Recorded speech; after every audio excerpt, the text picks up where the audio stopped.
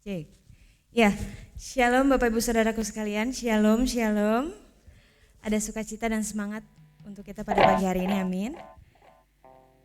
Puji Tuhan kita boleh masuk ke dalam ibadah minggu. Saya undang Bapak Ibu Saudaraku sekalian untuk boleh ambil waktu teduh. Mungkin ada beberapa yang tadi dari rumah rusuh gitu ya, pergi ke sini. Mari kita persiapkan hati dan pikiran kita. Ketika kita masuk dalam ruangan ini, kita rindu kita boleh menghadap hadirat Tuhan.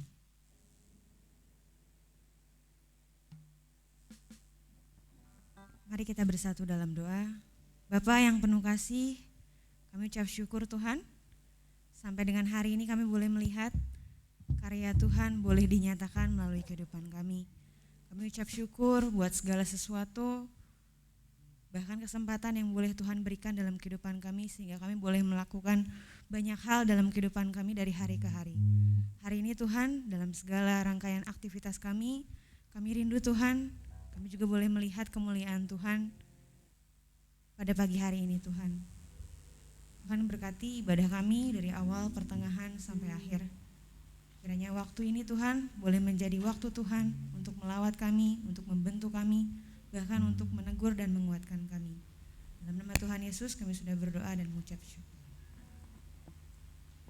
Mari kita naikkan pujian ini menyatakan bahwa kami sungguh kagum dan hormat akan Tuhan. Kita menyatakan pujian kita bahwa banyak pikiran Tuhan yang tidak dapat kita mengerti, namun selalu dapat kita percaya.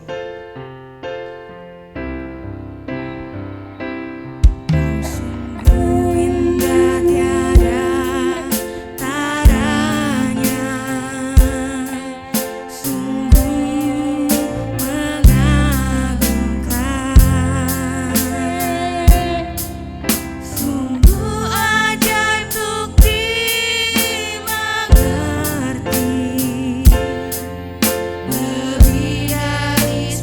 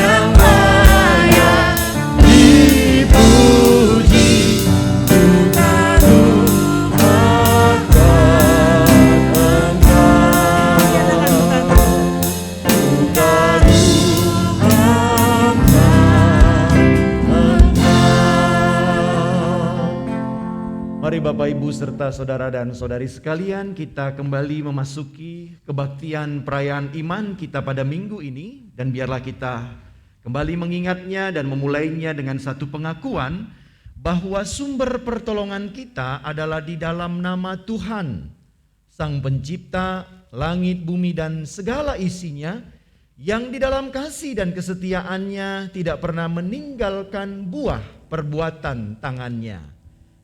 Turunlah atas kamu sekalian anugerah dan damai sejahtera di dalam nama Allah Bapa, Putra, dan Roh Kudus. Amin. Mulia bagi Bapa,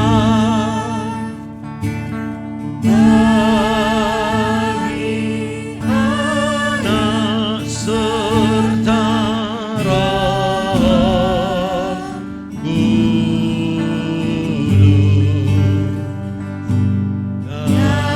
dari permulaannya, sekarang dan akan jadi selama-lamanya. Amin. 1 Petrus pasal 1 ayat 6 dan 7 berbunyi demikian. Bergembiralah akan hal itu, sekalipun sekarang ini kamu seketika harus berduka cita oleh berbagai-bagai pencobaan. Maksudnya semua itu ialah untuk membuktikan kemurnian imanmu, yang jauh lebih tinggi nilainya daripada emas yang fana, yang diuji kemurniannya dengan api, sehingga kamu memperoleh puji-pujian dan kemuliaan dan kehormatan pada hari Yesus Kristus menyatakan dirinya. Amin, amin, amin. Amin. Amin.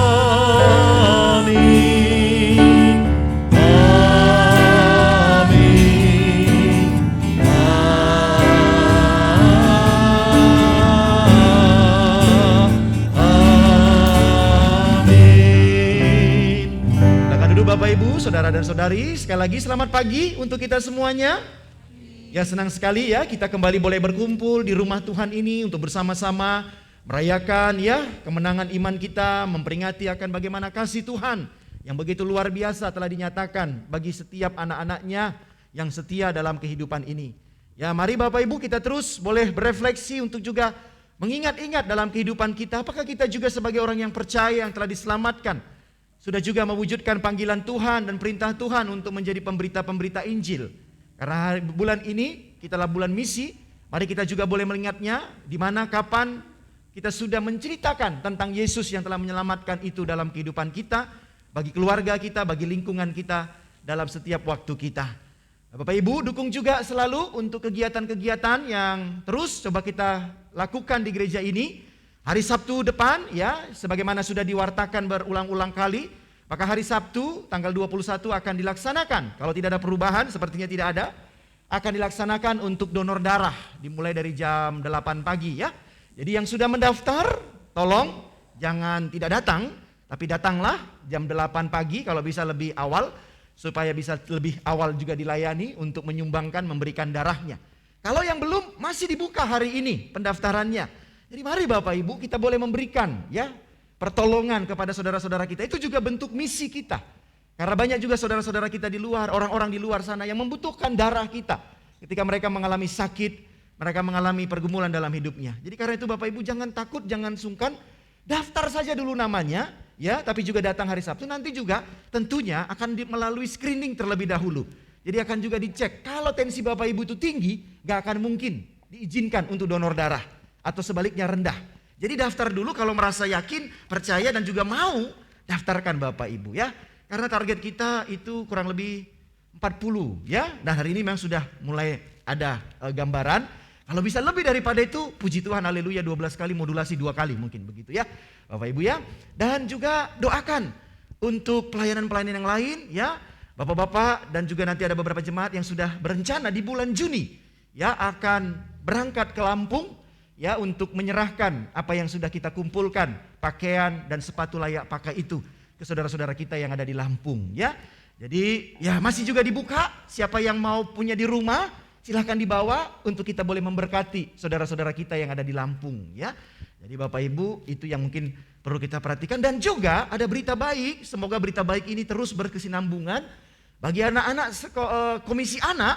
Kita berencana di awal minggu pertama Juni akan kembali memulai tatap muka ya untuk belajar komisi anak. Jadi juga kita doakan persiapan-persiapan yang sedang dilakukan oleh pendamping anak ya, ruangan-ruangan yang juga akan dirapikan, dibersihkan. Mungkin juga kita doakan akan mungkin dicat supaya lebih rapi sehingga nanti di minggu pertama anak-anak kita boleh kembali datang ke gereja dan bersama-sama dengan teman-temannya belajar dan juga didampingi oleh para pendamping komisi anak. Tadi malam sudah dimulai juga untuk pendamping-pendamping anak melakukan pembekalan ya, sehingga juga semakin lebih luar biasa juga memberikan pendampingan bagi anak-anak kita. Nah, yang terakhir Bapak Ibu, hari ini begitu luar biasa juga. Kalau kita lihat para pelayan ya, khususnya pelayan musik, kecuali Mr. Andre begitu ya. Kita lihat Bapak Ibu ini semua adalah perempuan-perempuan. Wah, luar biasa. GKMI Bandung, saya belum pernah sepertinya pelayan, bagi saya ya, saya belum pernah ketika melayani itu semua pelayannya itu perempuan. Nah, hari ini di GKMI Bandung itu terjadi. Dari drummernya itu seorang perempuan ya Paulina? Oh iya. Ya, basisnya itu seorang perempuan, gitarisnya seorang perempuan, keyboardisnya seorang perempuan, gitaris satunya saya tidak tahu. Mungkin bisa gonta-ganti kali ya. Nah, jadi Bapak Ibu ini sungguh luar biasa, kita dukung terus. Salah satu bukti gereja itu berhasil dalam pelayanannya, terjadi regenerasi pelayanan. Nah, hari ini kita sudah boleh melihat karya Tuhan, pertolongan Tuhan dengan anak-anak kita, perempuan-perempuan yang istimewa boleh melayani ya dalam bidang musik. Nah, hari ini juga perdana bagi Kesia ya, memencet-mencet tombol ya, kurang kerjaan dia pencet-pencet tombol ya. Kita doakan Bapak Ibu, dia kayaknya tadi malam sudah bergumul berjuang, kalau boleh biarlah cawan ini lalu daripadaku. Tapi akhirnya dia bilang kehendakmu lah yang jadi. Nah, kehendak Tuhanlah yang jadi. Hari ini dia bisa mencet-mencet tombol dan kita dukung Bapak Ibu ya. Dan juga jangan semua nanti pandangan sudut matanya ke mereka Bapak Ibu. Jadi kita nyanyi saja biasa ya. Jangan semua sambil mandangi mereka, nanti pasti grogi mereka kalau semua dipandangi. Apalagi ada yang matanya membelalak gitu ya. Pasti langsung mereka kacau gitu. Karena mereka sedang bergumul dengan cawan yang Tuhan berikan dalam pelayanan hari ini. Terima kasih, semangat terus. Jangan ini yang pertama dan yang terakhir. Tapi ini bisa terus dan terus dan terus. Sehingga terjadi regenerasi yang begitu luar biasa di gereja kita ya. Nanti juga yang senior-senior bisa menikmati. Itu juga bukti kesuksesan gereja ketika senior itu bisa menghasilkan anak-anak didiknya yang melanjutkan estafet pelayanan. Selamat beribadah, Tuhan Yesus memberkati kita. Ya, masih tetap semangat ya Bapak Ibu Saudaraku sekalian, amin. Saya undang untuk bangkit berdiri. Kita boleh melihat kalau kita hari-hari ini mentok, mungkin seperti yang pernah Pak El bilang, kita perlu reframing, melihat kasih-Nya Tuhan dan menyatakan syukur kita ke hadapan Tuhan. Mari nyatakan pujian ini ke hadapan Tuhan bahwa kami mau memuji Tuhan.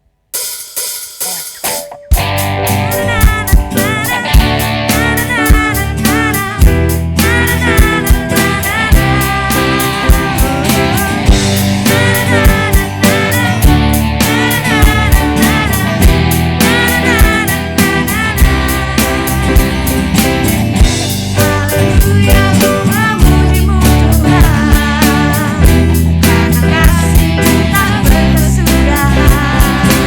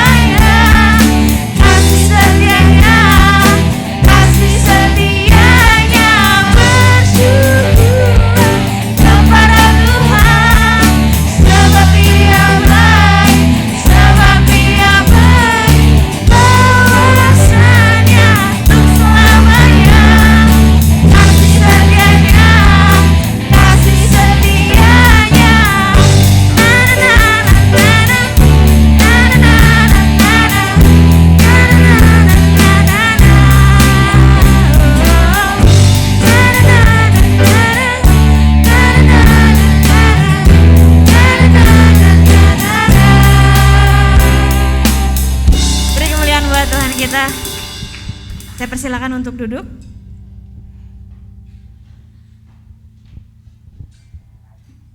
Mari kita bersatu hati mendukung pendoa syafaat untuk boleh menaikkan doa-doa syafaat kita ke hadapan Tuhan. Kita mau katakan hari-hari ini apa yang membuat kita boleh merasa tenang dalam kehidupan kita? Jawabannya hanya satu. Kami boleh tenang karena kami tahu Tuhan adalah Allah kita. Mari kita naikkan pujian ini bahwa di dekat dengan Tuhan kita boleh merasa aman dan tenang.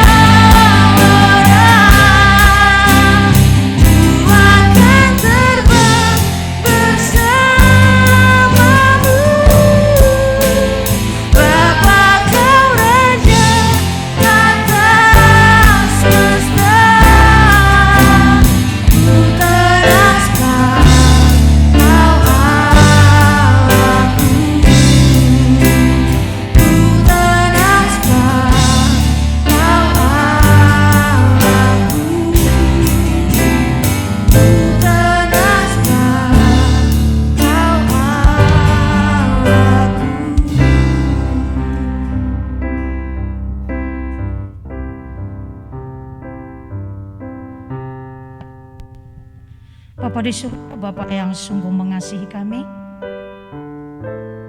menyadari bahwa hanya dekat Allah saja kami tenang. Karena kami memiliki Allah yang luar biasa, yang ada di dalam setiap hidup kami, apapun keadaan kami. Seperti pujian yang kami naikkan Tuhan, bahwa kami adalah orang-orang yang lemah, orang-orang yang tidak berdaya, Tetapi karena kami memiliki Allah yang hidup, Allah yang sudah mati buat kami, itulah kekuatan di dalam setiap langkah yang kami lakukan, di dalam setiap hidup kami untuk menjalani hari-hari kami. Kami bersyukur untuk kasih karunia Tuhan, kemurahan Tuhan di dalam setiap kehidupan kami, di dalam pekerjaan kami, di dalam keluarga kami, di dalam tugas-tugas yang Tuhan percayakan untuk kami. Bapa, kami tahu bahwa tanpa Tuhan di dalam hidup kami tidak bisa berbuat apa-apa, tetapi kami mampu menjalaninya semua karena Tuhan ada selalu untuk kami.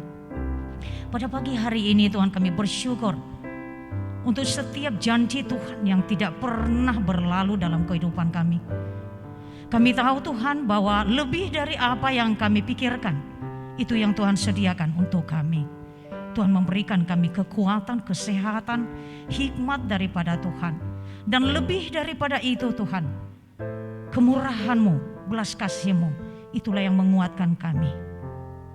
Pada pagi hari ini kami bersyukur untuk melihat anak-anak muda yang melayani Tuhan. Kami percaya bahwa semua ini adalah anugerah Tuhan yang terbesar di dalam jemaat GKMI Bandung.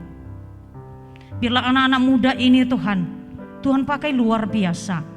Berkati studi mereka, berkati hidup mereka, masa depan mereka. Dan biarlah karakter Kristus itu selalu mereka kumandangkan, mereka perlihatkan dimanapun mereka berada. Terima kasih Tuhan untuk setiap program yang ada di gereja GKMI Bandung, setiap majelis yang Tuhan percayakan, seperti rasul-rasul pada zaman dulu Tuhan, mereka boleh melayani Engkau dengan bagian-bagian yang sudah Tuhan percayakan untuk mereka. Baik juga Pak Gembala, Pendeta Elfren, Tuhan juga sudah menempatkan beliau di tempat ini untuk memberikan kekuatan, untuk membawa jemaat-jemaat-Mu lebih mengasihi Engkau Tuhan. Urapi hamba-Mu pada saat ini, di saat menyampaikan kebenaran firman-Mu, biarlah Tuhan mengurapi secara khusus Pak Gembala Elfren, supaya setiap firman yang ditaburkan itu boleh kami tangkap, boleh kami membagikannya, bahkan mempergunakannya sebagai kompas peta dalam setiap kehidupan kami. Bapa di surga, pada pagi hari ini juga kami terus mengingat saudara-saudara kami mungkin dalam kelemahan tubuh, baik di rumah sakit maupun di rumah. Kami sepakat pagi ini berdoa di dalam nama Yesus. Kesembuhan ilahi itu akan terjadi di dalam hidup mereka. Sekalipun dalam tubuh fisik yang lemah, tetapi kami percaya Tuhan, sukacita itu selalu ada di dalam hidup mereka. Kami terus berdoa untuk anak-anak komisi anak Tuhan. Kami bersyukur mereka setia, terus semangat sekalipun masih online. Kami berdoa untuk anak-anak kami ini mulai dari TK, SD, SMP, SMA, kuliah baik di Indonesia maupun di luar Tuhan. Bila mereka terus menjaga kekudusan hidup mereka, dan mereka terus bersemangat Tuhan, bahwa mereka melakukan setiap tanggung jawab untuk belajar adalah itu tanggung jawab dari Tuhan, dan mereka sungguh-sungguh melakukannya untuk Tuhan. Terima kasih Tuhan. Kami juga berdoa untuk setiap kegiatan program yang sudah dilakukan di gereja GKMI ini Tuhan. Kami bersyukur Tuhan, segala sesuatu yang Tuhan percayakan, kami melakukannya dengan sungguh-sungguh dan takut akan Tuhan. Terus Tuhan berkati setiap program, baik untuk bulan misi ini Tuhan, juga untuk setiap apapun kegiatan yang dilakukan, baik donor darah maupun untuk kunjungan ke Lampung di FIPKA dan untuk anak-anak panti asuhan Tuhan. Biarlah semuanya ini hanya untuk kemuliaan nama Tuhan. Terima kasih Tuhan, berkati gereja GKMI Bandung, supaya orang-orang di sekitar ini Tuhan melihat bahwa mereka akan dikuatkan, dihiburkan, mereka akan mendapat sesuatu yang luar biasa melalui hidup kami. Terima kasih Tuhan, kami terus berdoa untuk negeri kami Indonesia yang tercinta. Tuhan, kami terus berdoa untuk pemimpin bangsa ini. Bapak, kami tahu bahwa Engkau yang menaruh mereka dan setiap tugas yang Tuhan percayakan. Dan satu hal Tuhan, biarlah Indonesia dilawat oleh Roh Kudus, dilawat oleh kuasa Yesus, sehingga Injil boleh didengar oleh seluruh rakyat Indonesia. Terima kasih Tuhan, kami terus berdoa untuk Kota Bandung di mana Tuhan tempatkan kami. Dimanapun pekerjaan kami bekerja, apapun profesi kami Tuhan, kami tahu bahwa Tuhan mau memakai hidup kami luar biasa untuk menjadi saksi-Mu apapun yang kami lakukan. Terima kasih Tuhan, pada pagi hari ini juga Tuhan, kami berdoa secara khusus untuk PPA Pelangi Pemulihan. Begitu banyak program yang harus kami lakukan. Tapi satu hal Tuhan, bukan karena kami hebat melakukan program-program di dalam PPA ini, tetapi apakah kami layak di hadapan Tuhan, dan tugas yang Tuhan percayakan untuk kami, apakah kami sudah melakukannya. Terima kasih Tuhan. Pada pagi hari ini juga kami tidak hanya berdoa untuk kami sendiri, atau untuk gereja kami, atau untuk lingkungan kami, atau untuk kota kami, tetapi kami juga berdoa untuk suku-suku yang terabaikan, suku-suku yang teraniaya, baik di Indonesia Tuhan, mulai dari Nias sampai Papua. Masih begitu banyak suku-suku yang menyembah berhala. Pada pagi hari ini kami bersatu untuk berdoa di dalam nama Yesus. Lembutkan hati mereka, pakai setiap hamba Tuhan, misionaris Tuhan, orang-orang yang ditempatkan Tuhan di sana, supaya mereka berani untuk mewartakan Injil kebenaran itu.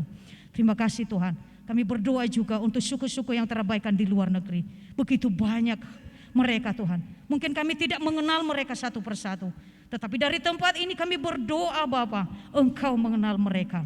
Setiap apapun yang mereka lakukan, baik di antara Ukraina juga Tuhan, Engkau memberikan semua hal-hal yang membuat mereka takut akan Tuhan, dan mereka tidak melakukan kekerasan. Terima kasih Tuhan.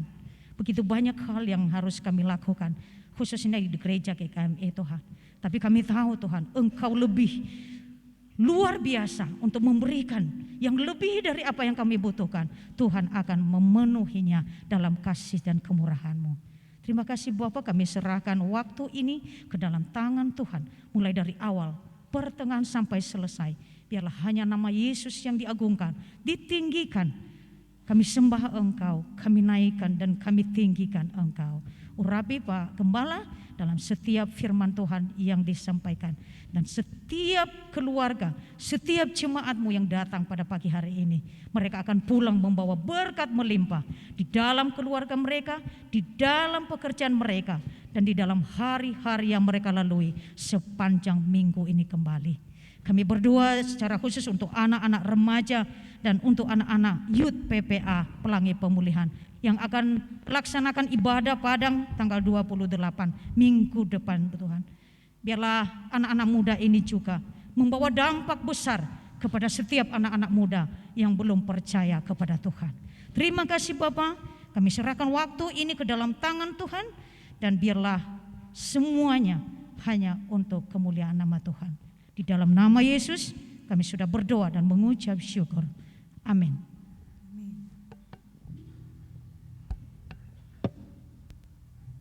Ya puji Tuhan, kita boleh menaikkan doa-doa kita ke hadapan Tuhan. Kita yakin dan percaya Tuhan kita boleh menyedengkan telinga untuk mendengar setiap seru doa kita. Mari kita mempersiapkan hati dan pikiran kita, Bapak Ibu Saudaraku sekalian. Kita rindu kita boleh membawa persembahan ke hadapan Tuhan, bukan hanya sekedar materi, tapi membawa diri kita, pikiran kita, hati kita ke hadapan Tuhan. Mari kita berikan hati kita seluruhnya hanya untuk Tuhan.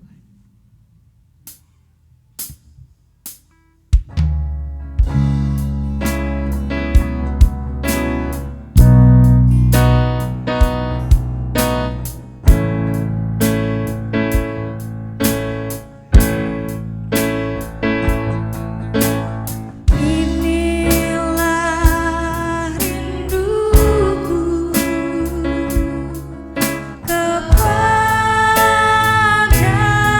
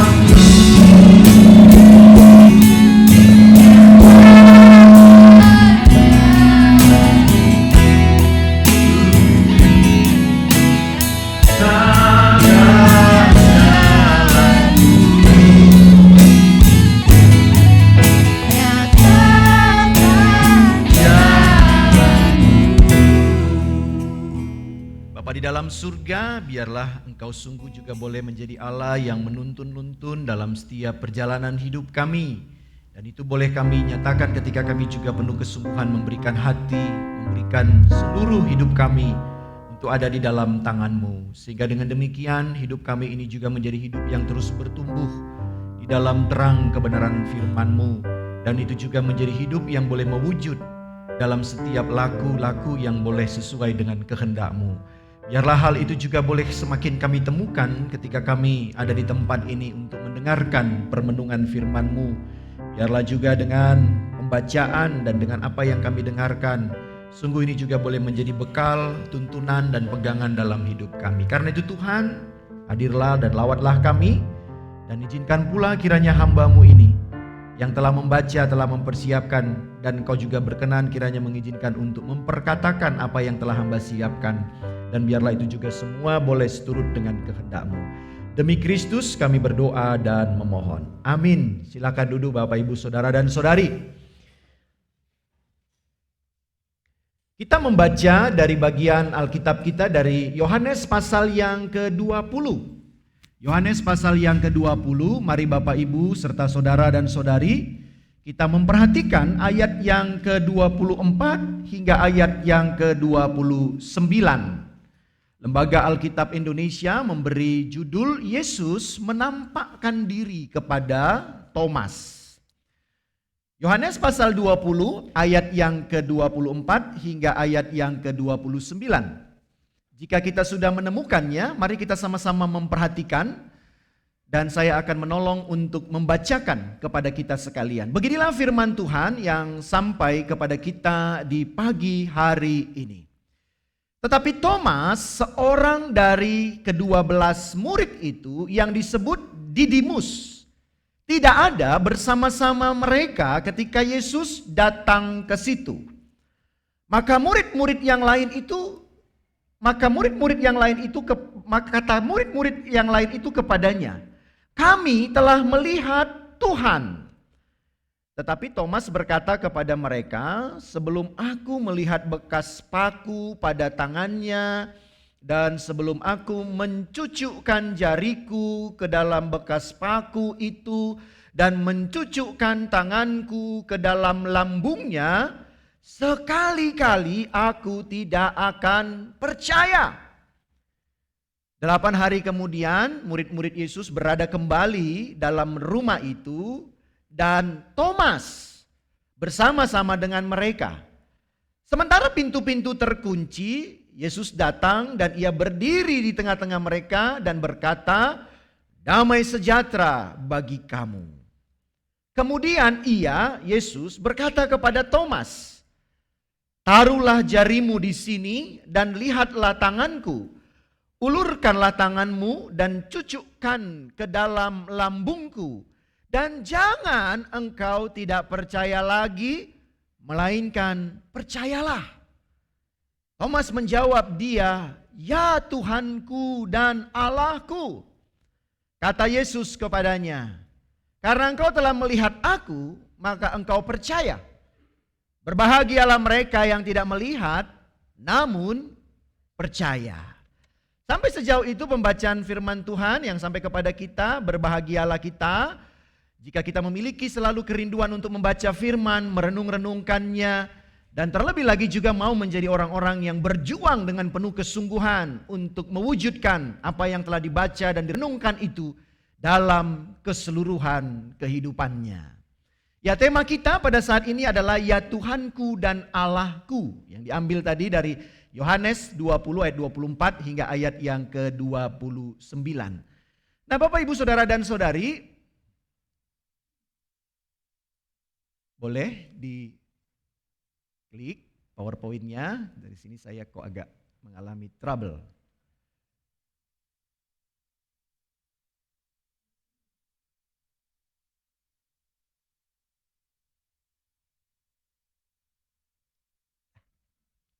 Ya. Kadang-kadang mau modern jadi agak susah ya. Nah, Bapak Ibu, ya, semoga, itu kurang pepet ya. Nah, ini pernah saya baca, ini entah cuitan Twitter atau apa, tapi kalau Twitter kayaknya panjang banget ya. Nah, tapi ini ada satu tulisan yang menarik Bapak Ibu. Ya, entah ini fiksi, entah apa, tapi ini realita kenyataan yang banyak dalam kehidupan kita, dalam anak-anak kita, mungkin juga kita sendiri. Nah, cuitannya itu kalimatnya begini, gue itu anak umur 21 tahun katanya begitu ya. Lalu dia bilang, dia ini mencurahkan perasaannya, hatinya. Nah, gue itu gak nyangka ternyata kuliah itu seburuk itu untuk mental health, atau kesehatan mental saya, katanya begitu. Semester 1 kemarin, gue udah dihujanin materi sama tugas yang benar-benar banyak, katanya begitu. Akibatnya, waktu gue untuk healing sama self reward, katanya, wah ini kan bahasa-bahasa anak Jaksel gitu ya, Jakarta Selatan katanya gitu. Waktu gue untuk healing, untuk jalan-jalan gitu ya, dan juga perbaikan diri, self reward, penghargaan diri, itu menjadi kurang banget.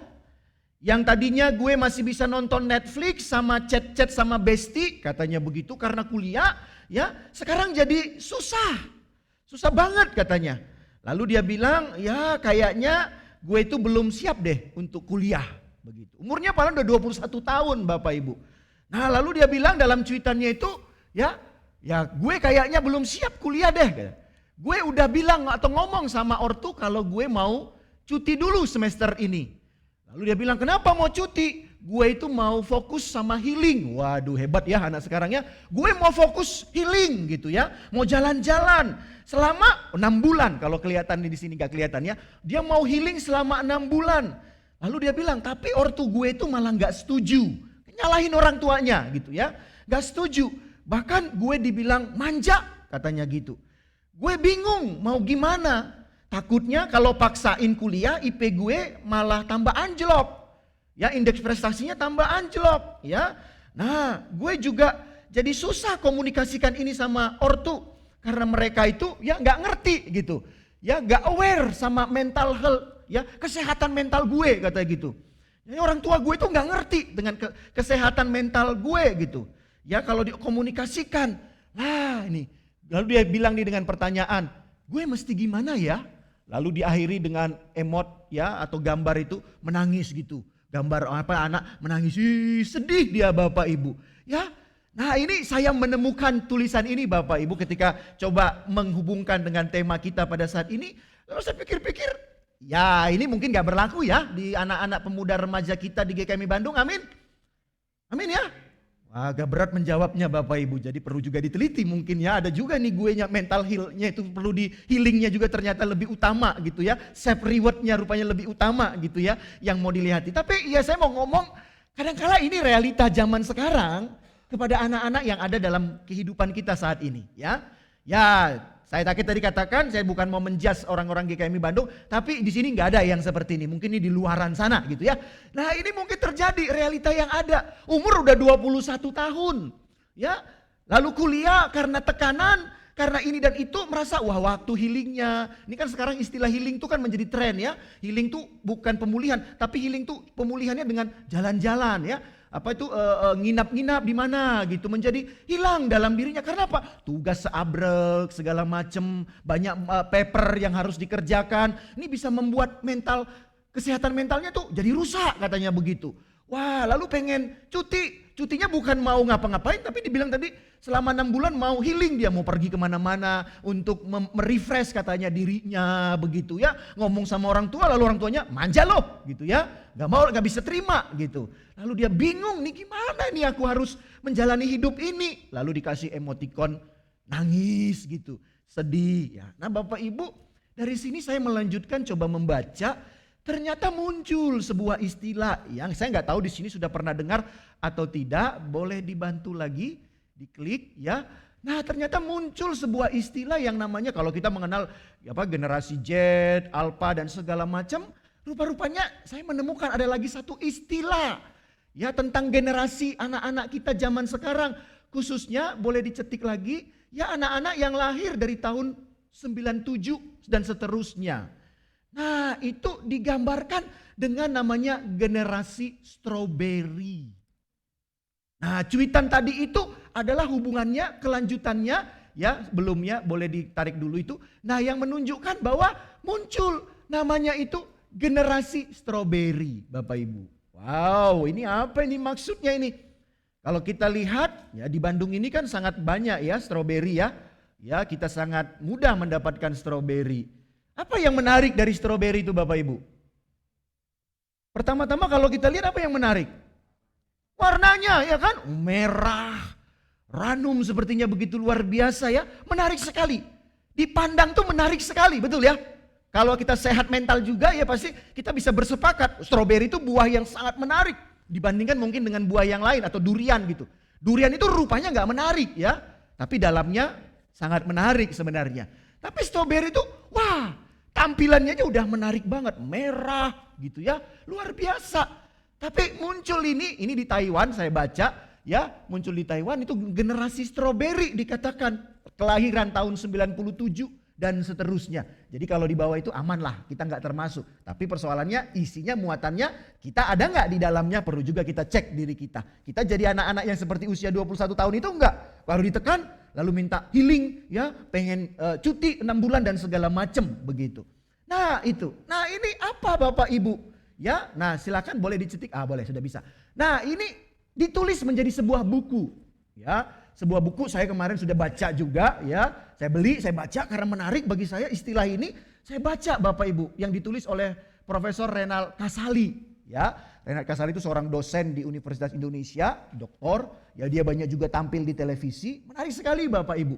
Lalu dia coba tuliskan judulnya itu adalah Strawberry Generation. Apa itu strawberry, generasi strawberry? Dikatakan ini adalah generasi yang penuh dengan gagasan kreatif. Jadi anak-anak yang kelahiran tahun 97 itu anak-anak yang kreatif Bapak Ibu. Pemikirannya sangat cerdas. Ya, out of the box biasanya. Tidak pengen yang ya biasa-biasa saja. Oh, sangat luar biasa. Bahkan lompatan-lompatannya pemikirannya itu bisa jauh sekali gitu. Nah, kreatif. Tapi seperti buah stroberi ini dia rapuh Bapak Ibu. Betul ya? Stroberi itu kan indah, menarik, tapi kan itu enggak kuat. Beda dengan durian. Kuat kan dia? Stroberi itu rapuh banget. Mudah diinjak aja langsung melenyek gitu ya. Langsung hancur gitu. Tapi mudah menyerah dan juga dia katakan gampang sakit hati. Ya kan? Tadi tuh makanya anak itu cuitannya butuh healing nih. Ya kan? Betul ada penghargaan kepada diri nih. Ini merusak pikiran mental health saya ini. Ya, ketika kalau ditekan terus nih merusak nih mental health saya ini. Ya, mental saya bisa kacau nih. Itu dia katakan tuh Renal Kasali. Boleh setuju, boleh tidak sepakat, tapi paling tidak itulah yang dia lihat. Nah, buku itu menarik Bapak Ibu, saya punya. Kalau ada yang mau pinjem, kita perlu berdoa bersama dulu Bapak Ibu. Apakah saya kasih untuk meminjam membacanya? Ya, karena saya masih baca sampai setengah gitu ya. Dan banyak alasan-alasannya mengapa generasi ini muncul dalam kehidupan ini. Nah Bapak Ibu, generasi itu tadi dikatakan ya, generasi stroberi ini adalah generasi yang memang sangat kreatif, tapi benar tidak tahan dengan tekanan. Ya, dipres dikit saja, dikasih hal yang beban yang agak lebih daripada biasanya, mudah mulai cemas gitu ya. Mudah cemas, mudah mengalami rasa tidak nyaman gitu, kepala pusing, perut mual, ya tangan gemeter gitu. Bukan karena apa-apa, lapar rupanya sebenarnya, belum makan gitu ya. Tapi cemas begitu ya. Dan akhirnya seringkali seperti cuitan tadi, karena mendapatkan tekanan, kecemasan, moody ya, mut-mutan gitu. Ya, itu akhirnya banyak katanya, akhirnya mereka-mereka ini meninggalkan apa yang sudah mereka mulai dalam hidup itu. Seperti tadi cuitan tadi, kuliah akhirnya nggak cocok ini. Terlalu berat dalam hidup ini. Tekanannya terlalu gede, papernya seabrek.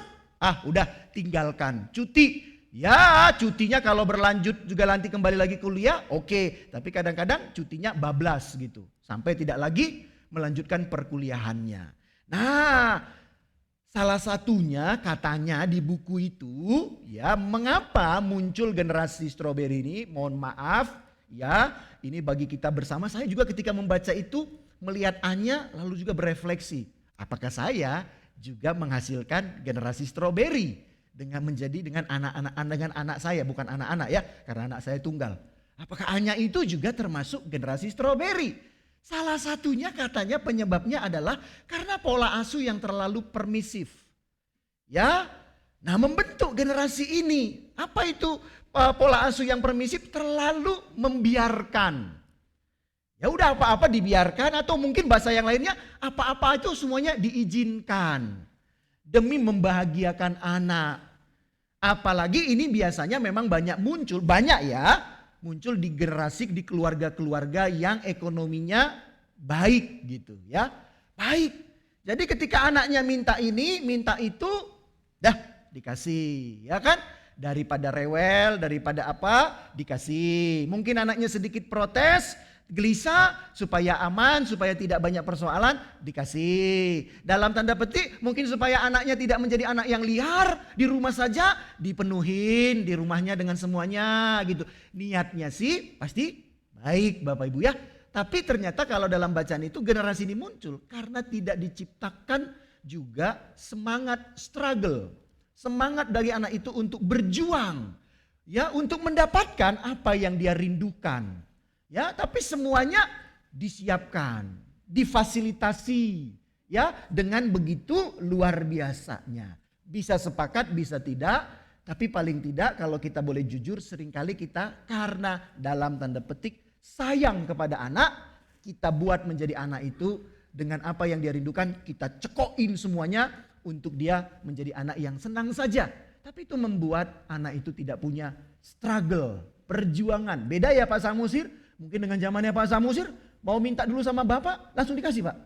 Ya, sampai meraung-raung, jungkir balik di rumah pun, tauton katanya gitu kan, ya kan? Rasakan katanya begitu kan, guling-guling kau di sana. Emangnya Bapak punya katanya gitu kan? Berjuang kamu saya. Pak Samusir dari tadi saya lihat ngangguk-ngangguk terus, mungkin dia sepakat. Ya, ini mungkin tuh siapa ini namanya si kecil tuh mungkin juga ini generasi stroberi itu bisa jadi itu ya kan? Dikasih aja terus begitu Bapak Ibu. Nah, lalu tentunya buku itu bukan hanya menjadi buku yang mengkritik, tapi dia memberi sebuah solusi. Nah Bapak Ibu, generasi stroberi ini ya ada realita kita.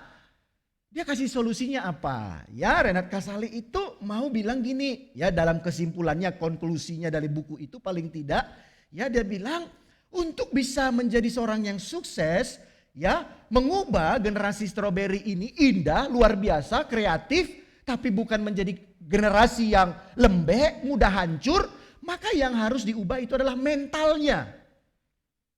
Ya, world view-nya, cara pandangnya, cara menyikapi hidupnya.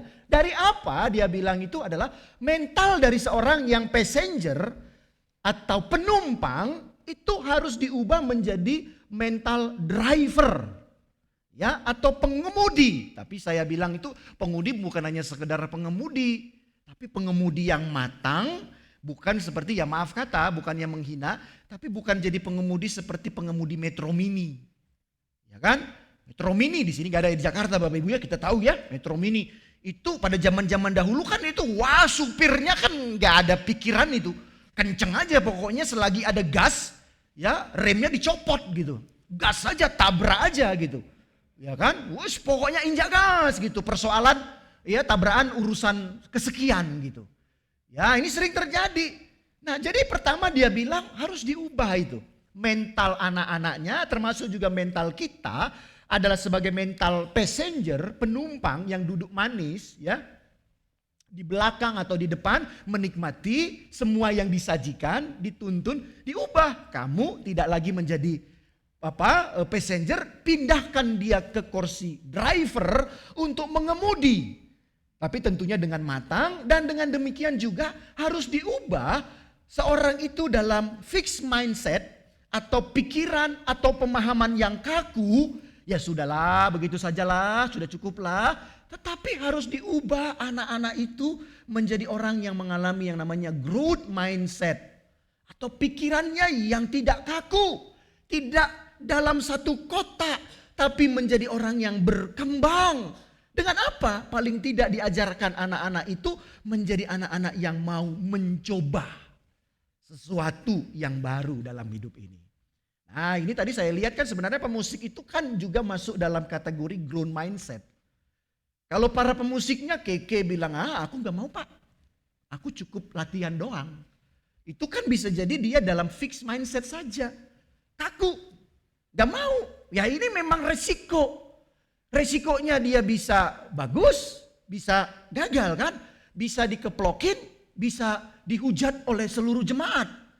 Tadi saya kayaknya bisa menduga-duga. Mungkin Keke tadi berdoa, Tuhan biarlah hari ini yang ke gereja itu sedikit. Ya kan? Ya, ibadah satu itu cukuplah majelis sama kami pelayan gitu. Kalau jemaat ada paling 2-3 lah, keluarga Pak Samusi Raja. Yang lainnya bikin Tuhan sakit perut semuanya. Jadi nggak datang ibadah, aman kan? Kalau nggak ada orang main keyboard, aman kan? Wah, itu kan bisa seperti itu. Tapi mungkin tadi ketika masuk, Keke duduk di situ ngelihat, wah banyak ini ibadah 2, saya berdoa Tuhan penuhkan ruangan ini. Supaya pintu belakang tuh dibuka gitu. Wah itu stresnya makin naik gitu. Saya juga mengalami seperti itu Bapak Ibu dulu pada awal-awal ketika menjadi hamba Tuhan melayani firman. Di satu gereja itu pagi-pagi masih kosong tuh ruangannya. Lalu saya datang ke konsistori, duduk di sana, gerejanya gede. Ya kan? Ketika ya itu ada metodenya penyerahan Alkitab. Ketika masuk ke altar, saya kan maju gitu ngelihat ke depan. Wow, itu bukan sebesar gereja kita ini. Ya, tapi lebih gede lagi ada balkonnya penuh Bapak Ibu. Saya masuk, saya lihat drodok Bapak Ibu. Ya kan?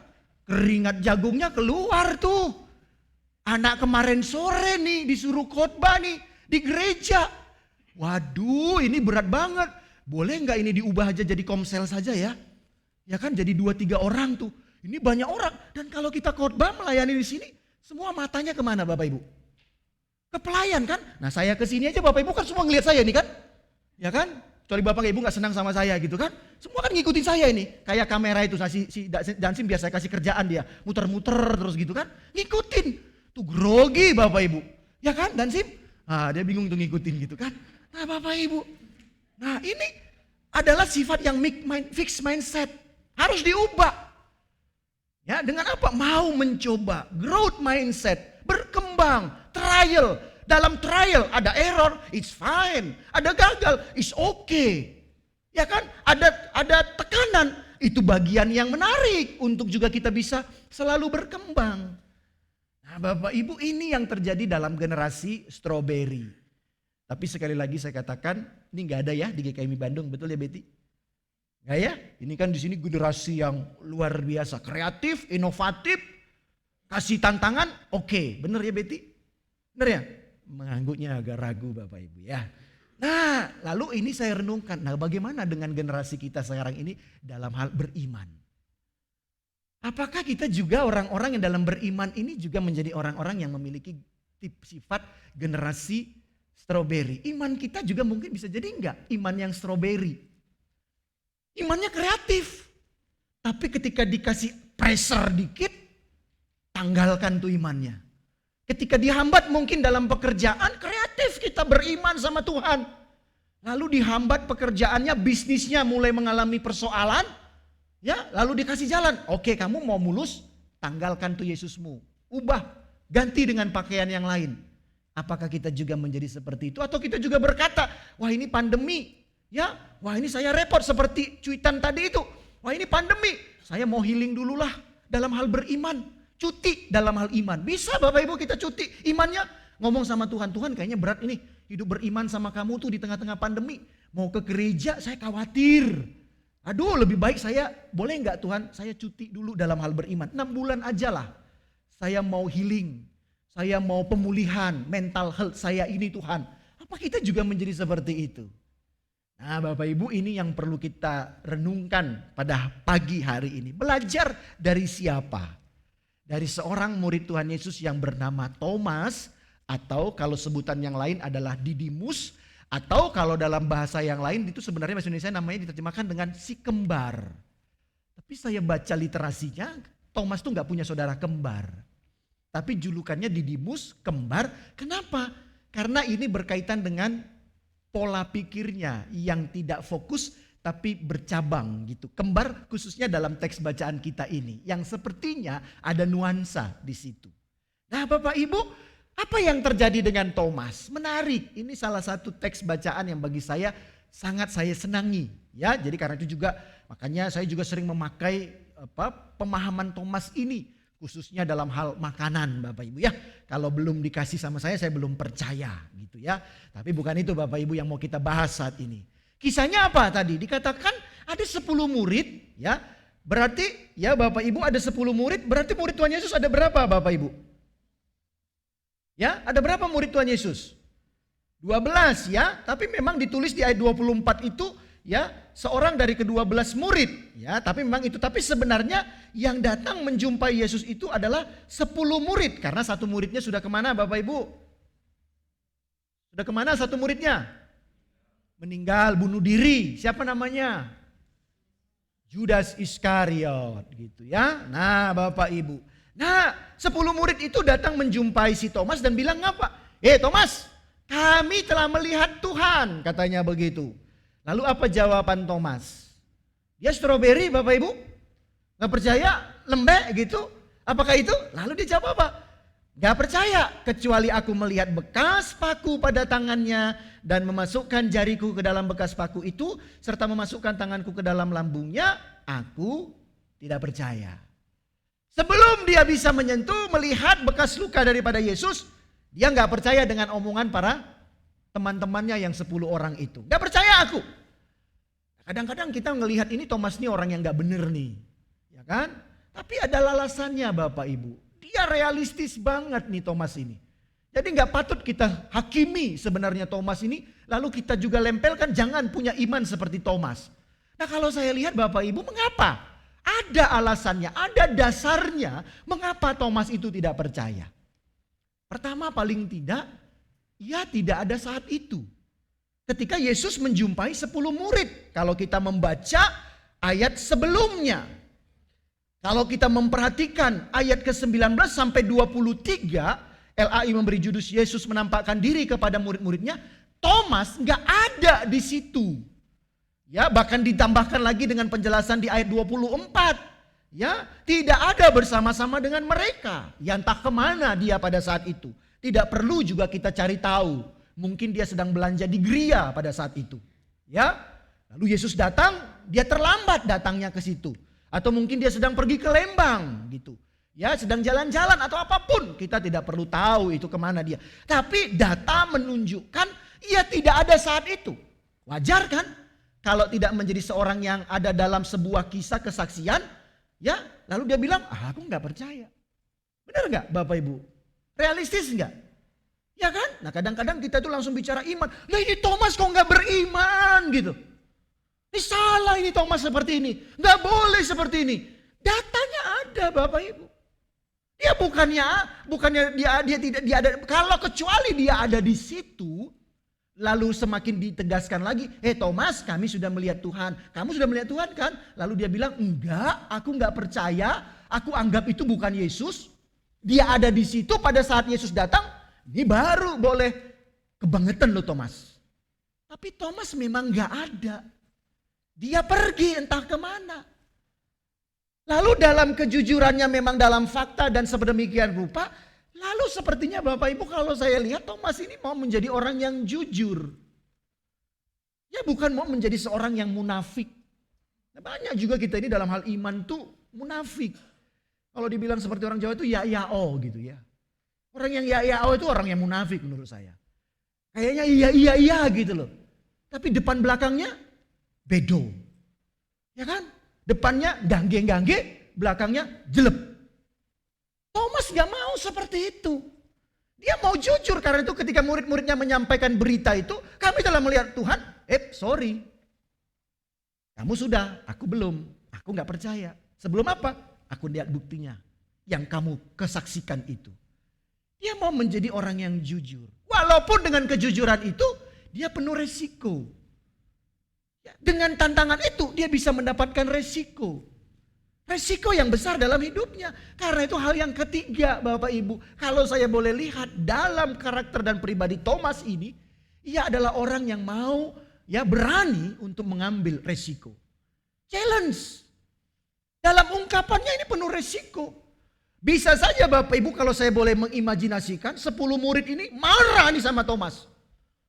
Kebangetan kamu Thomas. Yesus itu sudah bangkit. Lalu mungkin mereka bisa menyiksa Thomas. Memutilasi Thomas mungkin begitu Bapak Ibu. Ini murid yang gak tahu diri gitu. Ada resikonya, ada challenge-nya, ada tantangannya. Tetapi Thomas siap ada di dalam hal itu. Nah, Bapak Ibu, tetapi cerita bukan berhenti di situ saja.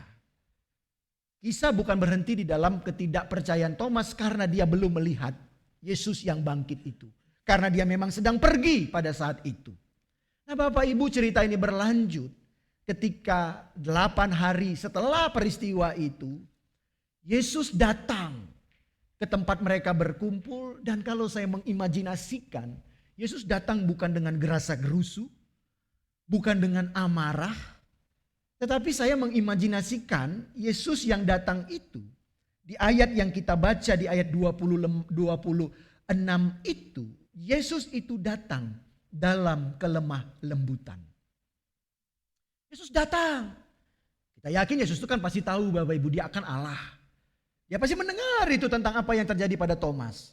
Tapi Bapak Ibu, dia datang di ayat 26 itu, Yesus datang dengan membuka kalimat damai sejahtera bagi kamu.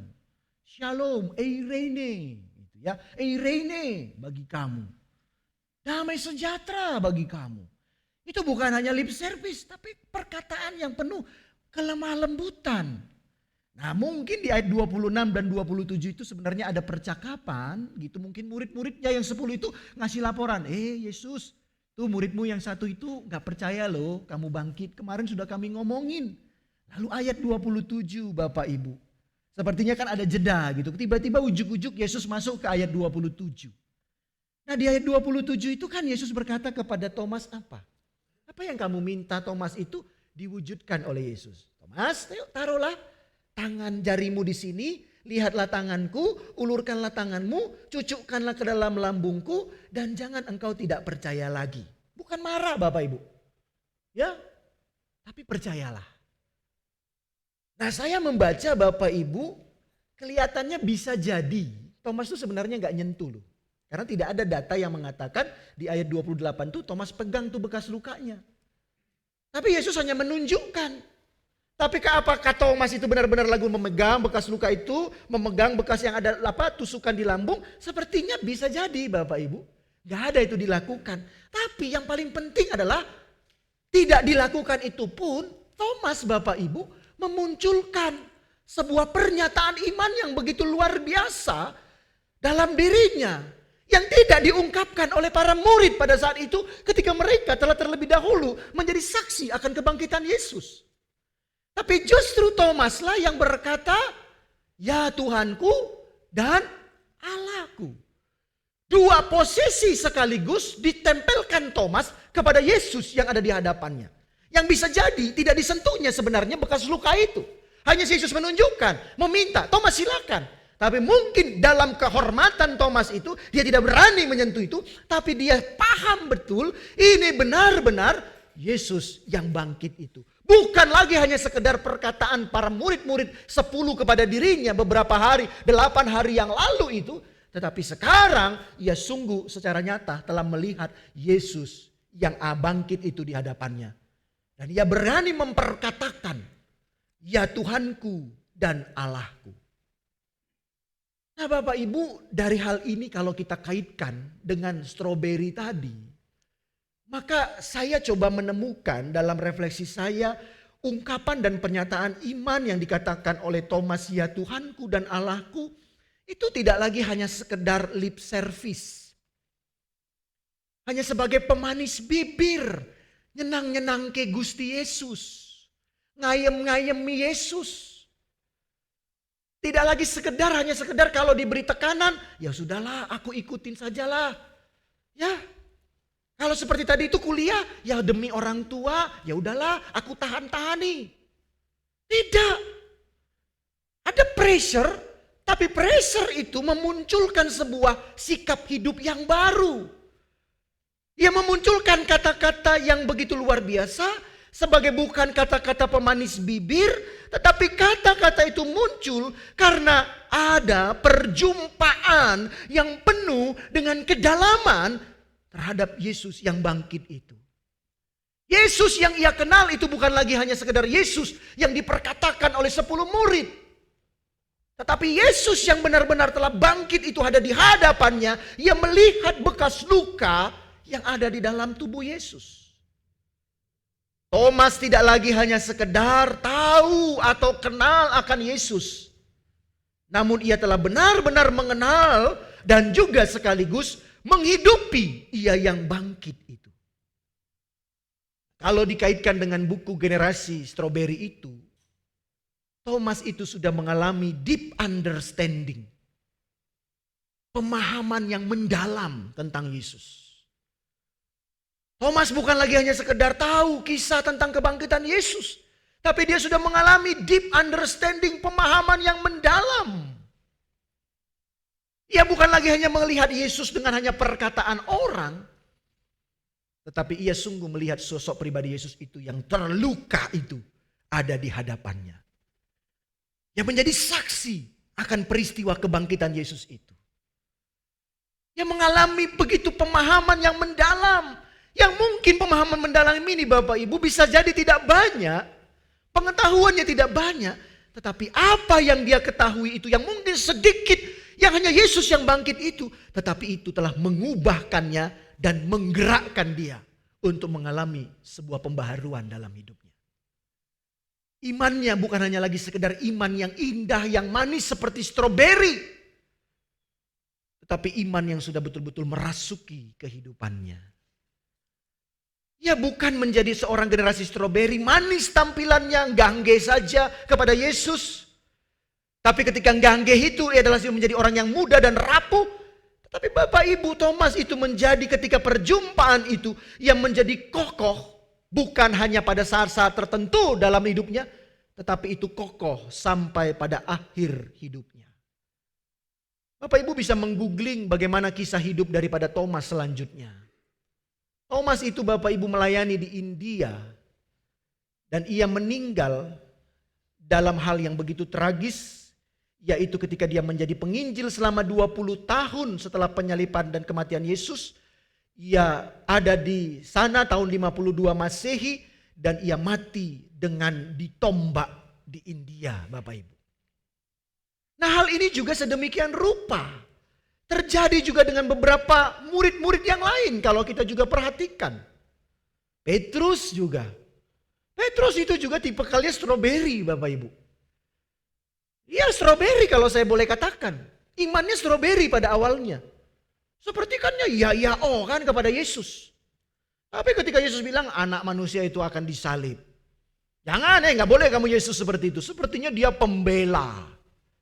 Tapi ketika Yesus sudah ditangkap, lalu orang banyak melihatnya. Kamu bukankah murid dia tuh? Apa dia bilang? Aku nggak kenal tuh. Di pressure dia langsung ciut. Langsung meninggalkan imannya. Itu bagi saya sebenarnya bisa dalam kategori sudah murtad itu Bapak Ibu. Dia bilang, kamu kan ini muridnya nih. Karena orang banyak, penguasa. Ini kamu kan muridnya itu. Tuh yang sedang disiksa itu kamu muridnya kan? Enggak. Aku enggak kenal tuh. Enggak kenal tuh. Ya kan? 3 kali Bapak Ibu. Tapi lihat juga, Yesus menjumpai Petrus. Apakah engkau mengasihi aku? Yesus gak marah. Lalu akhirnya mengubah mindsetnya. Ia bukan menjadi orang yang fix dalam mindsetnya. Tapi growing, bertumbuh. Dan siap untuk menerima challenge dalam imannya. Karena itu Petrus juga menjadi seorang rasul yang matinya bukan ya dengan layak, dengan normal Bapak Ibu. Dia disalib dan disalib dengan cara terbalik. Paulus Bapak Ibu, kita lihat juga. Mindsetnya apa pada awalnya? Menjadi orang yang menghakimi orang-orang Kristen. Tapi ketika ada perjumpaan mendalam dengan Yesus, pengetahuan Paulus enggak simpel Bapak Ibu. Dia orang cerdas. Ngelotok tentang Taurat. Diberi kekuasaan ketika dia bernama Saulus. Tapi ketika perjalanan di Damsik, lihat perjumpaan pribadi dengan kuasa Tuhan. Mengubahkan dirinya. Lahir apa Bapak Ibu? Dia growth dalam imannya. Bertumbuh. Walaupun dia harus mengalami penganiayaan. Gak nyaman. Tidak seperti anak tadi itu. Aduh aku perlu healing nih. Paulus gak pernah bilang perlu healing Bapak Ibu. Aku perlu vacation nih. Ya, staycation. Gak perlu dia bilang gitu. Justru dia bilang, ya penderitaan ini justru mempermuliakan Tuhan. Ya kan? Paulus begitu Bapak Ibu, tidak hilang. Nah, Thomas kalau saya lihat hal yang sedemikian rupa terjadi dalam hidupnya. Ya bukan mau menjadi orang yang beriman seperti stroberi. Tampilan indah, tapi lembek di dalamnya. Dipreser dikit hancur. Ditekan dikit lembek. Dipersoalkan dikit kecewa. Kalau bahasa di sini apa tuh? Pundung gitu. Ya kan? Thomas tidak, Bapak Ibu. Dan itu terjadi bukan dengan serta-merta. Tetapi dalam perjumpaan. Berjumpa dengan Yesus. Yesus menunjukkan, lihat Thomas. Tapi saya menduga ya Thomas tidak memegang luka itu. Tapi dia hanya melihat. Dan ketika dia melihat, dia berani bersabda dan berkata, memproklamasikan imannya, ya Tuhanku dan Allahku. Oke, engkau memang Allah yang bangkit. I believe it. Aku percaya itu. Dan imanku dibaharui dengan hal ini. Nah, bagaimana dengan kita Bapak Ibu? Saya mau menyampaikan pelajarannya bagi kita saat ini adalah, mari kita juga belajar menyadari iman itu adalah sebuah proses pengenalan yang harus terjadi terus-menerus dalam hidup kita. Iman itu bukan satu kali jalan Bapak Ibu. Percaya ya, langsung. Tapi apa yang engkau percaya itu harus engkau selalu hidupi. Dan hidupinya di mana? Dalam segala perjalanan kehidupanmu. Baik ketika engkau suka maupun juga engkau ketika ada di dalam lembah kekelaman sekalipun. Jangan juga ingkari kalau engkau sedang dalam lembah kekelaman, is fine. Tapi jangan hanya tinggal dalam lembah kekelaman itu.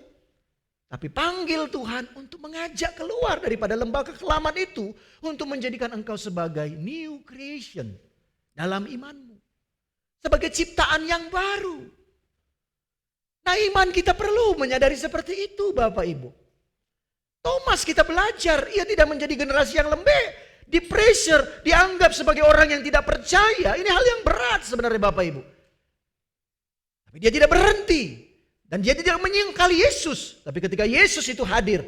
Ya Tuhanku, Allahku. Aku mengalami pembaharuan. Dan siap untuk menghidupi imanku yang baru itu. Dalam perjalanan kehidupan ini. Nah, karena itu mari Bapak Ibu juga dalam kehidupan kita ini. Kalau engkau beriman kepada Yesus, ketika engkau di-challenge juga saat ini. Jangan menjadi seperti orang beriman dalam stroberi. Indah, tapi dalamnya penuh dengan kerapuhan. Mari perbaiki. Mungkin kenapa kita juga menjadi orang yang seperti itu? Bisa jadi karena kita sering kali dalam beriman itu hanya menjadi passenger. Kita tidak pernah beriman dalam menjadi seorang yang driver. Membawa iman kita itu, mengemudikan iman kita itu. Kita sering kali hanya ingin di zona nyaman. Kenapa? Mungkin bisa jadi juga gereja yang salah. Karena semua jemaat terlalu dilayani dengan permisif. Semuanya selalu dilayani dengan begitu luar biasa. Atau mungkin juga di dalam kehidupan kita. Tidak dijadikan seperti orang-orang yang punya kemampuan juga dididik untuk struggle dalam hidup ini. Ya, hidup ini berat. Yesus juga katakan, kamu hadir bukan di tengah kawanan domba. Tapi kamu kuutus di tengah-tengah kawanan serigala. Fakta dan realita kita hidup beriman di situ. Jadi artinya itu sudah menjadi sebuah kenyataan yang tidak bisa kita tampilkan. Bahwa kita memang akan ada dalam problem yang berkelimpahan. Serigala-serigala yang siap akan menekam kita. Harapan kita tentunya kita ada di tengah-tengah domba. Benar ya Bapak Ibu ya? Tapi kenyataannya kita di hadapan persoalan. Nah Bapak Ibu itu yang pertama, karena itu juga seperti yang kedua tentunya dalam proses pengenalan itu ya kita perlu ada sahabat-sahabat yang untuk membimbing dan memperjumpakan kita dengan dia. Thomas juga punya sahabat, Yesus sendiri saat itu sahabatnya. Yesus tidak membiarkan Thomas dalam keraguannya. Yesus menjadi sahabat. Dia datang kepada Yesus, Yesus datang kepada Thomas, nih lihat. Lalu dia bilang, percaya kan Thomas? Oke. Nah karena itu hal yang kedua juga dalam kehidupan beriman kita, yuk mari kita juga menjadi sahabat-sahabat yang memperjumpakan saudara-saudara kita yang mungkin sedang mengalami situasi stroberi dalam dirinya. Yuk kita kuatkan mereka dalam hidup ini. Nah, dengan cara apa? Ya juga jangan kita merasa paling. Nah, seringkali kita itu menjadi sahabat bukan mengajak orang itu belajar berjumpa dengan Yesus secara pribadi, tapi seolah-olah kita menjadi guru yang maha guru. Jangan gitu, gini-gini. Lihat, Yesus gak ngajarin Thomas itu loh Bapak Ibu. Gak mengguruin Thomas. Siapa kita yang sering menjadi menggurui orang lain? Kamu tuh salah imanmu seperti itu. Kamu salah gak percaya sama Yesus. Kalau saya perhatikan Bapak Ibu, di sini Yesus itu gak mengguruin Thomas. Dia hanya menunjukkan, yuk nih Thomas, kamu gak percaya. Aku tunjukkan. Tidak memaki-maki si Thomas, tapi dia tunjukkan. Datang yuk sini, lihat sendiri. Lihat toh. Yuk aku arahkan nih, pegang nih. Kamu mau pegang. Tapi Thomas mungkin gak, sampai dia tidak memegang pun sudah dia ketemu tuh. Itulah seorang sahabat Bapak Ibu. Nah Thomas di situ bersyukur punya sahabat yang begitu luar biasa. Nah bagaimana dengan kita? Mungkin kita juga saat ini punya iman yang stroberi. Kita rapuh. Tapi jangan kita salahkan orang itu. Jangan kita hakimi. Mari kita tolong juga. Yuk kita berjalan bersama-sama. Kita tolong temukan kekuatan yang baru dalam hidupmu. Jangan juga kita merasa paling super, sudah beriman paling luar biasa. Saya yakin saya tidak akan pernah hidup terpeleset. Mari kita juga belajar dalam kemurnian. Thomas juga sadar sudah hidup bersama dengan Yesus. Bukan 1-2 hari. Tapi dia bukan menjadi seorang pribadi yang paling tahu tentang peristiwa kebangkitan. Ia pun bisa gagal dalam mengimani tentang kebangkitan Yesus itu. Tapi Yesus tidak pernah menghakiminya. Hanya Judas yang gagal dalam mengimani akan peristiwa kebangkitan Yesus. Karena dia sudah mengambil jalan yang pendek dalam hidupnya. Nah, tapi juga Bapak Ibu ya, kita juga belajar hal yang berikutnya. Ya supaya kita juga bisa bertumbuh bersama, dikuatkan. Tentunya ya seperti Thomas mungkin note-nya, kekurangan Thomas sedikit itu adalah dia kok terlalu sering pergi-pergi gitu. Coba kalau dia selalu ada dalam persekutuan itu. Mungkin kan tidak jadi persoalan. Ya kan? Jadi hal yang berikutnya juga ya persekutuan itu menjadi sesuatu juga yang penting. Untuk tempat kita bisa belajar. Ya kan? Nah kadang-kadang kan bisa menjadi persoalan karena kita merasa wah gak ada. Lalu ya kita membawa yang ketiadaan kita itu menjadi sesuatu kebenaran. Tapi kalau coba kita guyup dalam persekutuan itu. Tetap hadir mengikuti semuanya. Kita bisa bertumbuh bersama kan? Dan juga di sana kita proaktif dalam persekutuan itu. Bukan menjadi jemaat yang datang, duduk, diam dan pulang. Tapi kita betul-betul menjadi jemaat yang juga mau belajar bersama-sama. Growing bersama-sama. Saya yakin itu juga akan menjadi sesuatu yang baik dalam hidup kita. Nah akhirnya Bapak Ibu, saya hari ini memberanikan membuka masker. Ya sedikitlah kita mulai belajar transisi. Ya walaupun ini mungkin penuh dengan kekhawatiran tapi kita mulai belajar lah untuk hal itu ya. Tapi memang tidak langsung semua jemaat suruh buka masker ya. Tapi kita mungkin belajar lah. Karena juga di mana-mana tadi juga sama Dansim juga cerita. Di kantornya juga kalau rapat sudah mulai belajar begitu ya Dansim ya. Tapi jaraknya jauh-jauh gitu ya. Nah saya buka masker pun berani saya turun ke bawah gitu ya. Nah kita masih perang dengan pandemi COVID ini. Tapi juga jangan kita juga punya fix ya. Dalam menghadapi ini sudahlah begitulah. Tapi mari dalam pandemi ini kita juga menjadi orang yang growth. Bertumbuh. Ya, nah karena itu mari Bapak Ibu kalau saya boleh lihat. Pandemi ini juga menjadi ajang pembuktian apakah iman kita itu stroberi atau tidak. Ya kan yang tadi saya di awal saya katakan, kita dalam pandemi ini mau healing terus atau enggak gitu loh. Ataukah kita menjadi orang yang terus mau bertumbuh dalam hidup ini. Nah karena itu kata kuncinya yang berulang saya katakan, mari kita punya pikiran yang tidak kaku, ya hanya pasrah saja. Tapi mari kita menjadi orang-orang yang growth dalam pikiran kita, dalam iman kita, berkembang. Terus percaya akan kuasa tuntunan Tuhan. Jangan selalu bertanya, di mana Tuhan dalam peristiwa pandemi ini. Kemarin saya cuplikan sedikit ya Valen ya, waktu sharing kemarin itu. Ya ada juga itu anak yang bertanya tentang keadilan Tuhan. Ya, ketika pandemi ini karena kerinduannya untuk datang ke jam ya komisi anak itu, lalu dia bilang, mamanya bilang, kamu doa supaya besok pandeminya nggak ada lagi. Lalu anak itu doa bener gitu, Tuhan biarlah pandemi ini hilang. Lalu minggu berikutnya masih ada pengumuman, belum ada jam ibadah komisi anak. Lalu dia bilang, anak ini bilang, Ma, Tuhannya ada apa enggak sih? Ya kan, Tuhannya ada apa enggak sih? Aku udah doa. Tapi kok belum ada itu datang ke gereja, belum boleh beribadah anak-anak. Ini Tuhannya ada apa enggak gitu. Nah, kira-kira kalau kita itu dengan pernyataan itu kita ada di posisi mana itu Bapak Ibu? Dalam iman. Mungkin iman kita itu seperti itu ya, fix mindset ya. Tuhan tuh ya pokoknya Tuhan yang nyenang-nyenangkan lah. Tuhan yang selalu kalau kita doakan, langsung kasih kabulkan. Ya kan? Itu pikiran yang kaku itu. Kalau saya sudah doa, saya beribadah, pasti saya diberkati. Ya kan? Kalau saya rajin baca Alkitab, persoalan saya nothing, gak ada. Itu iman yang fix itu Bapak Ibu. Iman yang kaku itu. Ya kan? Ya itu terbukti kalau pandemi, ya itu. Lalu menjadi kacau. Ya kan? Berantakan tuh pondasinya.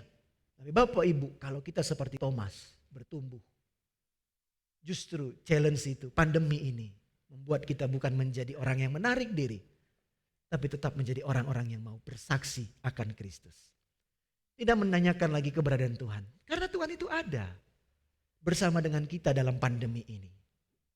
Tuhan itu menolong kita, dan juga pun kalau itu sampai datang kepada kita, pandemi itu, kita yakin juga kan, kematian itu juga bukan menjadi sesuatu yang menakutkan, karena kita yakin kita bukan pergi kemana-mana, kita berpindah kepada kekekalan, kepada kebahagiaan yang abadi. Ya, walaupun tidak ada yang menginginkan itu terjadi dalam hidup kita. Tapi Bapak Ibu, kalau itu terjadi, saya yakin kita bukan seperti mahasiswa tadi. Berkata kepada Tuhan, Tuhan berat banget ikut kamu. Aku perlu healing, aku perlu self healing ini, perlu mentalku diperbaiki. Tapi kita akan menjadi seperti Thomas dan berkata, ya Tuhanku dan Allahku. Engkau adalah Tuhanku sekaligus Allahku. Dan aku akan menjadi orang yang menyembah, memuliakan Engkau. Dalam segala situasi, kondisi apapun, aku tetap akan memuja-muja Engkau. Bagaimana dengan kita? Tuhan memberkati kita. Amin. Mari kita berdoa. Makasih Tuhan, kami boleh dipertemukan dengan murid-Mu, Thomas. Sering dianggap sebagai murid yang kurang percaya, tidak patut dicontoh, diteladani. Biarlah dengan firman-Mu pada saat ini juga, kami boleh menemukan hal yang baru dalam sosok pribadi Thomas. Sehingga juga kami menjadi orang-orang yang terus bertumbuh. Bahkan bukan menjadi orang yang munafik dalam iman kami. Merasa kuat, gagah dalam iman, tapi sebenarnya kami rapuh. Tapi di balik semua itu biarlah kami mengalami perubahan. Kami menjadi orang-orang yang terus bertumbuh, berkembang, sampai Engkau memanggil kami dalam kekekalan-Mu. Sehingga dengan demikian semua tantangan, challenge yang muncul dalam hidup kami ini bukan menjadi sesuatu yang kami ingkari, bahkan kami abaikan, bahkan kami kutuki semua yang terjadi itu. Tapi semua yang terjadi itu kami syukuri, karena di sana juga menjadi mediamu, lahanmu, untuk kami juga boleh bersaksi akan Engkau Allah yang begitu luar biasa mengasihi kami. Karena itu Tuhan, biarlah dengan kuasa Roh Kudus-Mu, kami sungguh dimampukan untuk mewujudkan firman-Mu ini dalam kehidupan kami. Demi Kristus, tolonglah kami. Amin.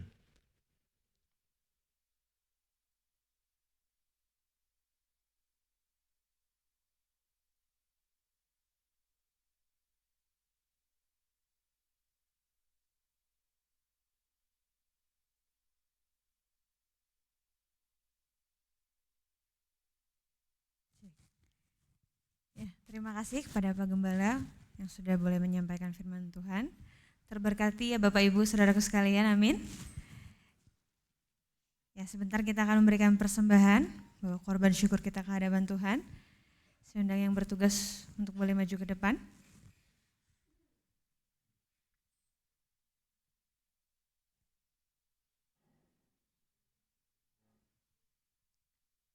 Sebelum kita memberikan persembahan, kita akan berdoa terlebih dahulu. Mari kita bersatu dalam doa. Bapa yang penuh kasih, kami ucap syukur buat setiap firman yang boleh ditaburkan pada pagi hari ini.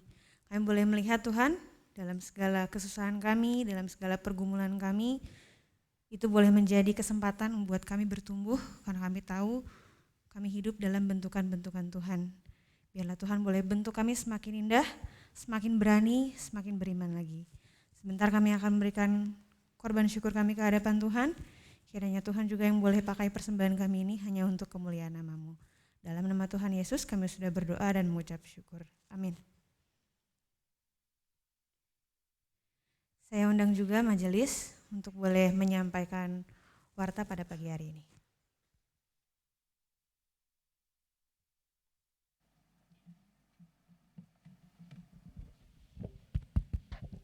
Shalom, selamat pagi Bapak Ibu.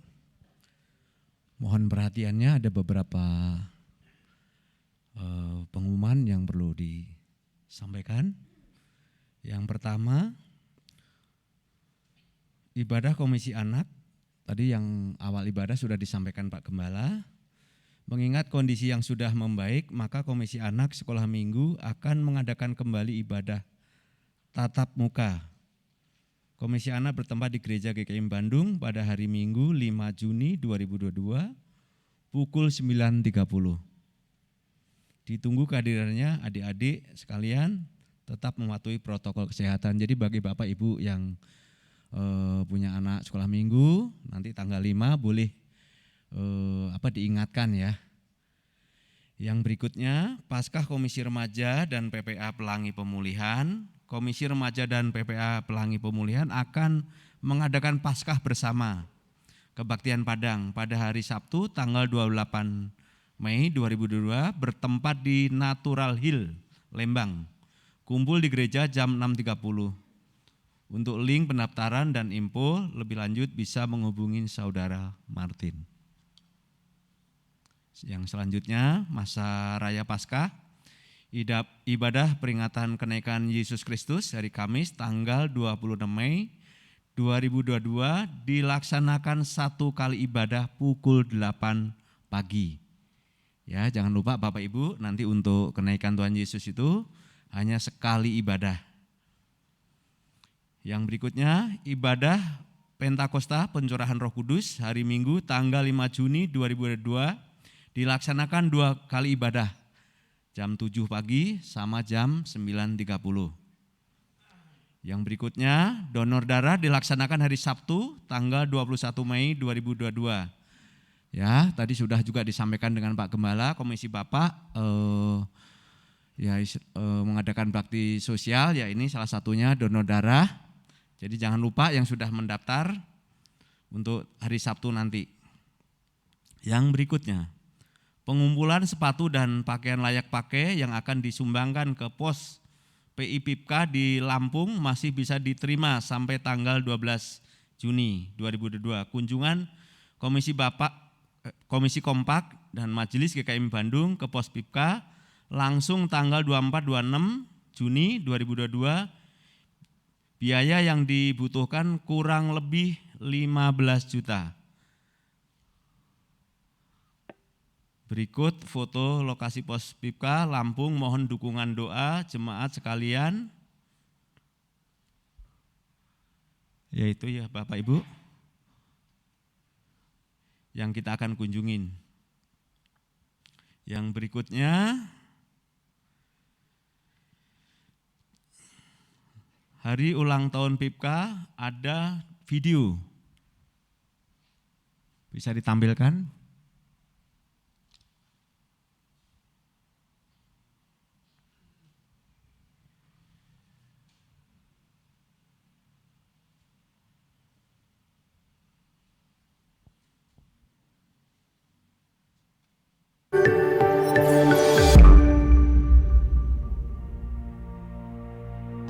Salam sejahtera untuk kita semua. Bersyukur kepada Tuhan Yesus Kristus, Sang Pemilik Gereja, yang juga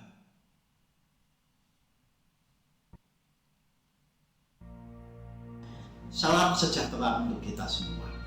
Bersyukur kepada Tuhan Yesus Kristus, Sang Pemilik Gereja, yang juga pemilik Yayasan Pengutusan Injil dan pelayanan kasih. Kami mengucap syukur kepada Tuhan oleh karena cinta kasih Tuhan, pertolongan, dan oleh karena berkat Tuhan, maka Yayasan Pitka dapat terus bertumbuh, berkembang hingga saat ini. Kami menyampaikan terima kasih untuk dukungan GGKMI dan juga para donatur pribadi yang telah mengasihi Pitka, yang telah menyatakan cintanya melalui dukungan yang selama ini disampaikan kepada Pitka. Oleh karena dukungan Bapak Ibu semua, maka pelayanan Pitka dapat terus berjalan, dapat terus berkembang. Kami merindukan di tahun 2022 pelayanan Pitka ini juga akan terus maju. Kami merindukan akan ada banyak perintisan-perintisan baru yang bisa dibuka. Kami merindukan supaya juga ada gereja-gereja yang kemudian menjadi gereja mandiri, dipersiapkan untuk dewasa dan juga dapat didewasakan. Oleh karenanya kami menyampaikan syukur dan terus mohon dukungan Bapak Ibu semua. Melalui video ini kami ingin menyampaikan beberapa foto-foto terkait dengan pelayanan Yayasan Pitka beserta dengan perkembangannya. Kiranya dapat diterima oleh Bapak Ibu semua dan Bapak Ibu terus mendukung pelayanan Pitka. Terima kasih, Tuhan Yesus memberkati kita semua. Praise God from whom all blessings flow.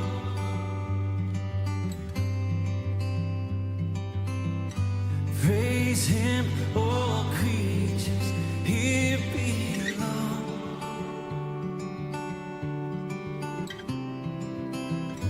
Praise Him above the heavenly host.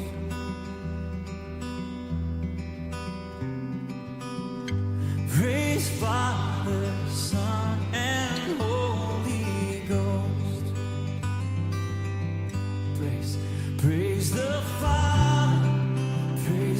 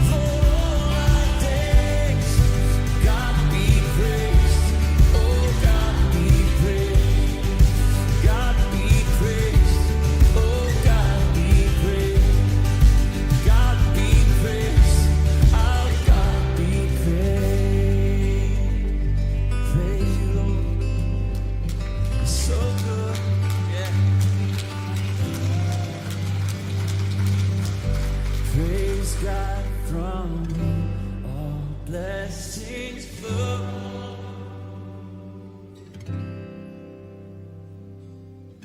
Praise Him, all creatures here below.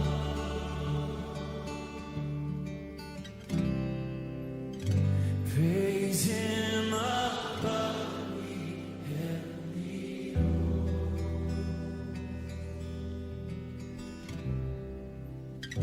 Praise Father, Son, and Holy Ghost.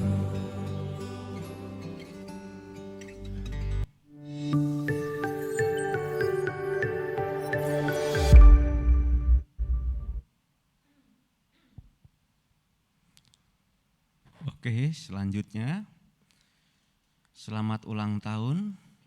Yang pertama Ibu Jumintar Sihombing 16 Mei. Yang kedua Ibu Nunung Suryani 16 Mei. Yang berikutnya Saudari Vina Muti 18 Mei. Mana Vina yang selamat ulang tahun buat Vina. Yang berikutnya Saudari Christine Titin 20 Mei.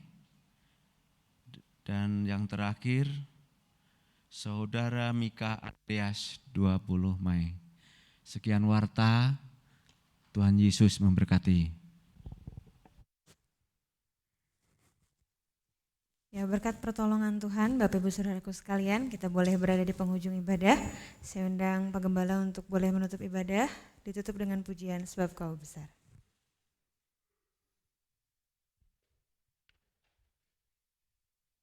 Mari Bapak Ibu kita bangkit berdiri.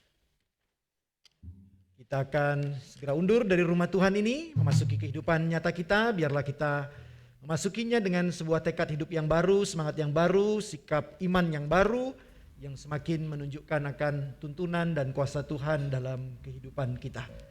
Karena itu semoga Allah yang penuh dengan damai sejahtera itu menguduskan kamu seluruhnya, dan semoga roh, jiwa, dan tubuhmu tetap terpelihara dan sempurna dan tak bercacat hingga pada kedatangan Tuhan kita Yesus Kristus.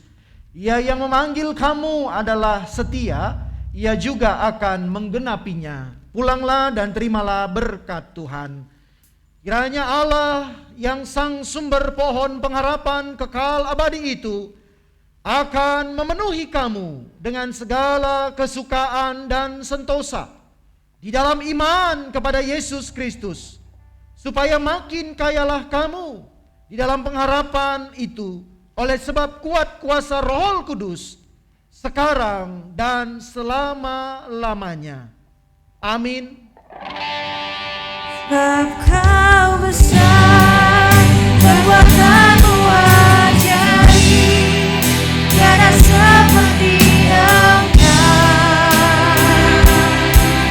tiada seperti Engkau.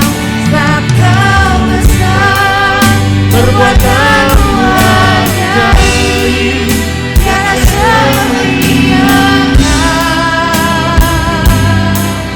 tiada seperti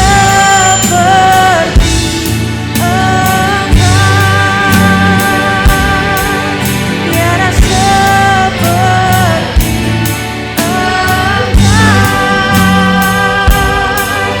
tiada seperti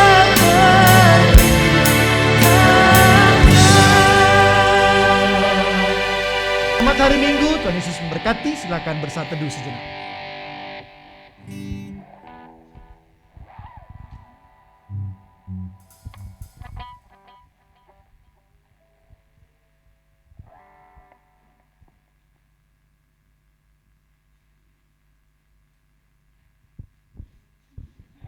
Ya, amin. Ibadah selesai, Bapak Ibu Saudaraku sekalian, Tuhan Yesus memberkati.